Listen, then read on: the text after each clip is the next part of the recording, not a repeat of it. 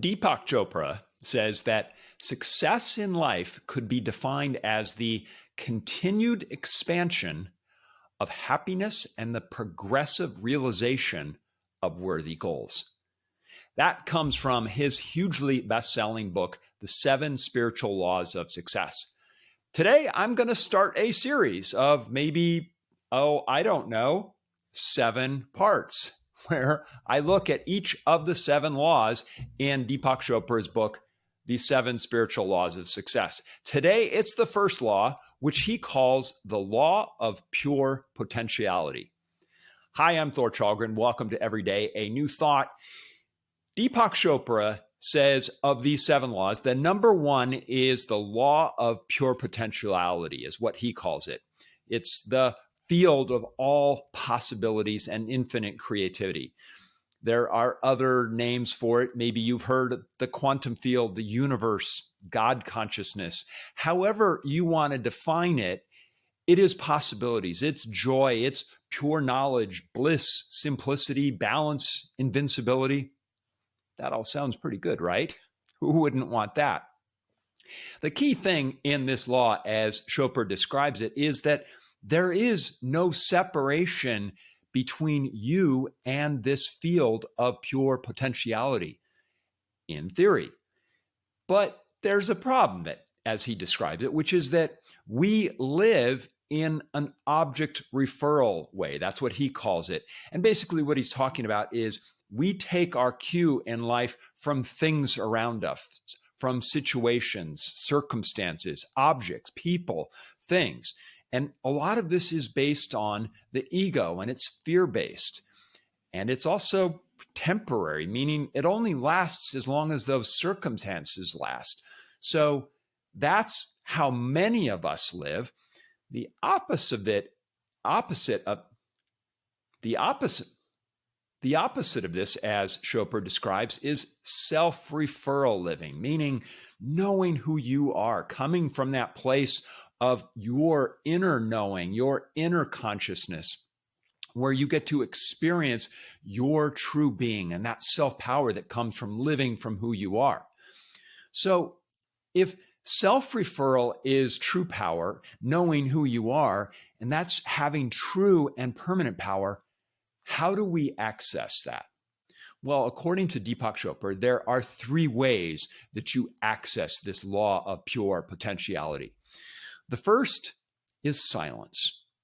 Now, he describes a process of just withdrawing for a time from everything around you. It might be a minute, 10 minutes, an hour, a day.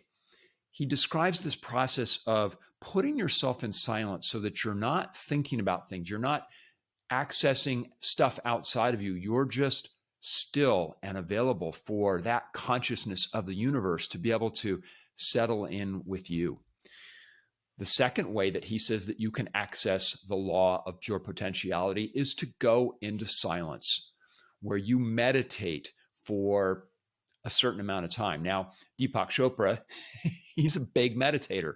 So he says, well, you could meditate for 30 minutes a day, twice a day. For a lot of people, that may be a lot. So start with what you can, whether it's 5 minutes, 10 minutes. Simply close your mind down and allow yourself to think whatever you want and allow those thoughts to come and go. One of the best ways that I've ever heard of with the thoughts that go through your head is just think of them as clouds. That a cloud comes in, you see it, you recognize it for what it is, and then you let it go. Just let it move on. So that's the second way, meditate. First was silence. Second way, meditate. The third way that Deepak Chopra says that we can access the law of pure potentiality is to practice non-judgment. Stop analyzing things. Stop judging them. Stop putting labels on them. As he describes it, this can create a sense of a turbulent mind where there's all these thoughts going on. They're label thoughts, judgment thoughts, analyzing thoughts. And he says what this does is it constricts the energy between you, who you are, and that pure potentiality. You're basically like squeezing that gap. You're cutting off your connection to infinite creativity. So the way that you stop that is stopping the judgment, stopping the analyzing, stopping the labeling. So once you do all of these, which is silence, meditation, and practicing non-judgment, then he suggests adding in nature. Spend regular time communing with nature, whether it's being in a park, going for a walk, being in a forest, or anywhere where you get to experience that quiet of nature. An easy way to start with this is simply go into a park for 10 minutes, sit down, close your eyes, allow the thoughts around you to just sort of like a cloud move away. Be in silence, be with nature. Just be still. I'll close this episode with this quote from Deepak Chopra. Wherever you go in the midst of movement and activity, carry your stillness with you. This is the 99th episode. I'm counting down to 100 consecutive episodes of the show. I started Every Day a New Thought on January 1st, and 99 episodes later, I'm still going. If you like this show, please hit like or subscribe if you're watching on YouTube. If you're listening on the podcast version, please subscribe or follow the show on your favorite podcast app. Until tomorrow, thanks for watching.